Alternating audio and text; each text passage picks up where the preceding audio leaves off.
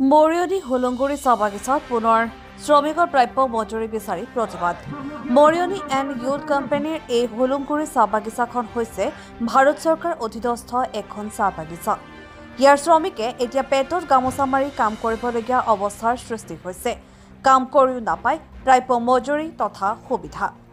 কেইবছৰমানৰ পৰা মাহেকে পষেকে শ্ৰমিকসকলে প্ৰতিবাদ কৰি আহিছে যদিও কোনো ফল ধৰা দেখিবলৈ পোৱা নাই। বৰ্তমানেও ৩টা পষেকৰ মজুৰি পোৱা নাই শ্ৰমিকসকলে। চৰ্দাৰ মহৰী আদিও পোৱা নাই কেইবা মাহৰ বেতন আৰু ৰেচন।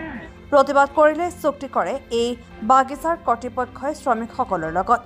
কিছুদিন পূৰ্বে এই বাগিচাৰ পৰিচালন সঞ্চালকগৰাকীয়ে চুক্তি কৰিছিল যে এপ্ৰিল মাহতে সকলো প্ৰাপ্য মজুৰি আৰু সা সুবিধা আদায় দিয়া হ'ব।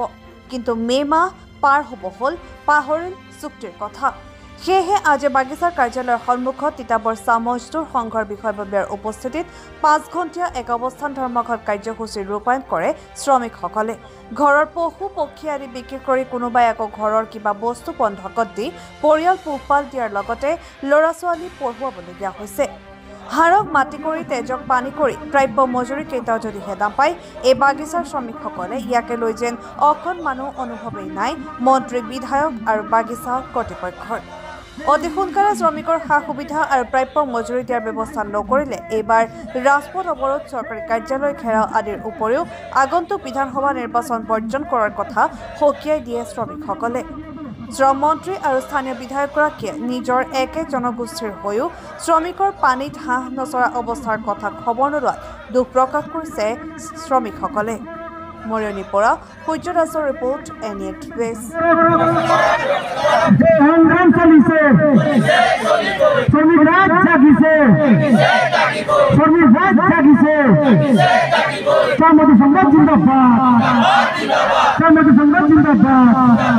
দেখা পাইছোঁ যে এই সমস্যাখিনি সমস্যা হিচাপেই জীয়াই আছে।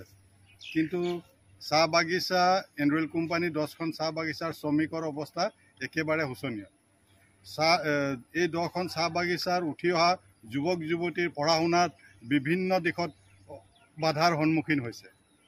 তেওঁলোকে সময়মতে দৰমহা পোৱা নাই, সময়মতে ৰেচন পোৱা নাই, সময়মতে মেডিকেলৰ সুবিধা পোৱা নাই। আজি কিমান দিন ধৰি হোলংগুৰি চাহ বাগিচাৰ শ্ৰমিকে দৰমহা পোৱা নাই?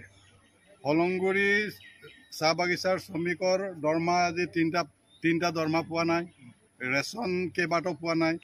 গতিকে আমি চৰকাৰক অনুৰোধ জনাইছোঁ যে অসমত থকা বিভিন্ন চাহ বাগিচাবোৰ ইমান সুন্দৰকৈ চলি আছে, এই এণ্ড্ৰইল কোম্পানীৰ 10খন চাহ বাগিচাৰ এনেকুৱা অৱস্থাটো হোৱাটো আমি নিবিচাৰোঁ। শ্ৰমিকসকলে এতিয়াও আজি অৱস্থান ধৰ্মঘট প্ৰাথমিক সংঘই কৰিছে, কিন্তু শ্ৰমিকসকলে ৰাতিপুৱা সময়ত এঘণ্টা আমাৰ লগত লগ দিলে, তাৰপিছতো তেওঁলোকে চাহ বাগিচাটো জীয়াই ৰখাৰ ক্ষেত্ৰত কাম কৰিবলৈ গৈছে। গতিকে চৰকাৰক আমি অনুৰোধ জনাইছোঁ, যদি আগন্তুক 2026 চনৰ আগত এণ্ড্ৰইল কোম্পানী বিভিন্ন সমস্যাসমূহ সমাধান কৰাৰ একো ব্যৱস্থা গ্ৰহণ নকৰে, তেতিয়াহ'লে আগন্তুক বিধানসভাৰ নিৰ্বাচনৰ সময়ত তেওঁলোকে বিভিন্ন বাধাৰ সন্মুখীন হ'ব। বিশেষকৈ এই ক্ষেত্ৰত মই অসম চৰকাৰক দুখ দিব বিচাৰোঁ।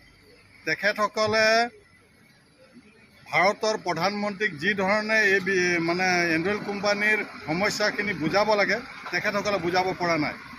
আৰু আমাৰ মুখ্যমন্ত্ৰীয়ে এই সমস্যাখিনিত বিফল হৈছে। হোলংগুৰি চাহ বাগিচাত অসম চাহ মজদুৰ সংঘ হোলংগুৰি প্ৰাথমিক সংঘৰ উদ্যোগত অৱস্থান ধৰ্মঘট আমি পালন কৰিছোঁ। ইয়াৰ মূল উদ্দেশ্য এইটো হ'ল, যোৱা 3টা বছৰৰ পৰা আমাৰ শ্ৰমিকে যিখিনি ধৰক পাবলগীয়া সা সুবিধা, নিয়মিতভাৱে ৰেচন, নিয়মিতভাৱে দৰমহা, মেডিকেল সা সুবিধা, অন্যান্য ধৰক এৰিয়া পইচা, এইকেইটা পাব লাগে, এইটো বঞ্চিত হৈ আহিছোঁ। আমি বাৰম্বাৰ লিখিতভাৱে আমাৰ উৰ্ধ্বতম কৰ্তৃপক্ষ কোম্পানীৰ তেখেতক আমি জনাইছোঁ, চৰকাৰকো এইটো বিষয়টো আমি জনাইছোঁ, কিন্তু কোনো ধৰণৰ কাৰ্যকৰী আমি দেখা পোৱা নাই। আমি উপায়হীন হৈ গৈছোঁ। আমি আমাৰ বাগানখন জীয়াই ৰখাৰ স্বাৰ্থত আমি স্বতঃস্ফূৰ্তভাৱে আমি বাগানত কাম কৰি আছোঁ, কিন্তু আমাৰ যিখিনি ধৰক সা সুবিধা, এইটো ক্ষেত্ৰত কোনো গুৰুত্ব দিয়া নাই। আমি আন্দোলন পক্ষপাতি আমি নহয়, আমি ধৰক সদায় শান্তি শৃংখলাৰ মাজেৰে আমি কাম কৰিব খোজোঁ। কিন্তু আমাৰ এই বস্তুটোক আমাক যিটো শান্তি শৃংখলা বজাই ৰখাৰ ক্ষেত্ৰত যিখিনি আমি কাম কৰিব লাগে, কাম কৰাৰ ক্ষেত্ৰত আমাৰ যদি পেটত গামোচা বান্ধি আমি কাম কৰিবলগীয়া হৈছে, আমি পেটত গামোচা বান্ধি আমাৰ কাম কৰিব লাগে। তো আমাৰ ওপৰৰ কৰ্তৃপক্ষক আমি অনুৰোধ কৰিছোঁ, আমাৰ চৰকাৰক আমি অনুৰোধ কৰিছোঁ, তেখেতে উন্নয়নমূলক কাম বহুত কৰিছে, তেখেতে যথেষ্টখিনি গোটেই অসমখনক উন্নয়নমূলক কাম কৰিছে। তো গতিকে মাননীয় মুখ্যমন্ত্ৰী হওক, আমাৰ দলক মানে কোম্পানীৰ উৰ্ধ্বতন কৰ্তৃপক্ষক আমি বাৰম্বাৰ অনুৰোধ কৰিছোঁ যে তেখেতসকলে যি উন্নয়নমূলক কাম কৰিছে, আমাৰ এই যে পেটত গামোচা বান্ধি কাম কৰি আছে শ্ৰমিকবোৰক যাতে চিন্তা চৰ্চা কৰি পিনে সিহঁতৰ সমস্যাটো সমাধান কৰাৰ ক্ষেত্ৰত তেখেতে ব্যৱস্থা গ্ৰহণ কৰিবৰ কাৰণে আমি এই কাৰ্যসূচীৰ যোগেদি তেখেতক আমি আহ্বান জনাইছোঁ, লগতে অনুৰোধো জনাইছোঁ। আৰু অন্যথা যদি তেখেতসকলে যদি গুৰুত্ব সহকাৰে এনেধৰণে গুৰুত্ব যদি নিদিয়ে, অনাগত দিনবোৰত আমি উপায়হীনভাৱে দলক ডিষ্ট্ৰিক্ট কাৰ্যালয়ৰ সন্মুখত হয়তো আমি সাব ডিভিজনেল কাৰ্যালয়ৰ ওচৰত আমি আন্দোলন কাৰ্যসূচী ল'বলৈ আমি বাধ্য হৈ যাম। তো গতিকে আমাক যাতে বাধ্য নকৰে তাৰ কাৰণে আমি চৰকাৰক এটা উদ্বোধন কৰ্তৃপক্ষক আমি অনুৰোধ জনাইছোঁ।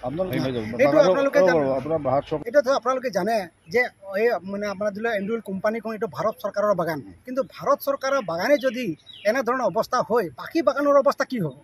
এটা চৰকাৰে সৰ্বেসৰ্বা, চৰকাৰৰ অধীনত থকা বাগানখনৰ যদি এনে অৱস্থা হয়, বাকী কোম্পানীৰ নাম ক'বই নালাগে। কিন্তু বাকী কোম্পানীবোৰক যদি ইমান ধুনীয়া পৰিপাটিকৈ চলি আছে, কিন্তু আমাৰ বাগানত তেনে কেলে কি ৰহস্য আছে? তো তেখেতসকলৰ মাহী চকুৰে চাইছে ন, আমাৰ শ্ৰমিকসকলৰ দৰদটো বুজা নাই নেকি? তেখেতে কি ক'ব খুজিছে বা তেখেতে কি বুজাব খুজিছে? তো গতিকে আমাৰ স্থিতি স্পষ্ট কৰিব লাগে তেখেতসকলে যে এই বাগানৰ অৱস্থাটো কি কৰিব লাগিব। তেখেতসকলে যদি আমাৰ বাগানক এনেকৈ মাহী চকুৰে চাই থাকে, স্পষ্টভাৱে ঘোষণা কৰি দিয়ক, আমাৰ কোনো আপত্তি নাই। লাষ্ট সিদ্ধান্ত কি এতিয়া আমাৰ এটা সিদ্ধান্ত, আমি ধাৰাবাহিকভাৱে আন্দোলন কাৰ্যসূচী লৈ আছোঁ। যোৱা আমাৰ দলক 15-20 দিনৰ আগত আমাৰ এটা দলক কাৰ্যসূচী আমি ধাৰাবাহিকভাৱে চলাই আছোঁ। এইটো আমাৰ এটা মানে প্ৰক্ৰিয়া, সেইটো ধাৰাবাহিক আন্দোলনৰ এটা অংশ। আৰু অনাগত দিনবোৰত আমাৰ এটা লম্বা এটা কাৰ্যসূচী এটা আছে। তেখেতসকলে যদি গুৰুত্ব সহকাৰে নলয় আমাৰ আহ্বানক, তেনেহ'লে আমি হয়তো ডিচি অফিচৰ কাৰ্যালয় ঘেৰাও কৰিবলৈ আমি বাধ্য হ'ম, হয়তো আমি ৰাজপথত মানে প্ৰতিবাদ কৰিবলৈ বাধ্য হ'ম। আমি লাষ্ট যদি উপায় নাপাওঁ তেনেহ'লে অনশন কাৰ্যসূচী ল'বলৈ আমি বাধ্য হৈ যাম। গতিকে আমাৰ আহ্বান, তেখেতসকলে আমাৰ কথাবোৰ গুৰুত্ব সহকাৰে লৈ পিনে আমাৰ সমস্যাবোৰ সমাধান কৰাৰ মূল কথা। আমাৰ সমস্যাবোৰ যদি সমাধান হয়, আমি কাৰো বিৰোধ কৰিবলৈ নাই। আমাৰ নিজৰ সমস্যাটো সমাধান যদি নোহোৱা নাই, আমি বেলেগ বস্তুৰ বিচৰা নাই। আমি যিখিনি শ্ৰম কৰিছোঁ, শ্ৰম বিনিময়ত যিখিনি পাব লাগে, সেই বস্তুটোকে আমি বিচাৰিছোঁ। আমি বেলেগ নতুন কিবা এটা বস্তু আমি বিচৰা নাই। এইটো আমাৰ মূল কথা।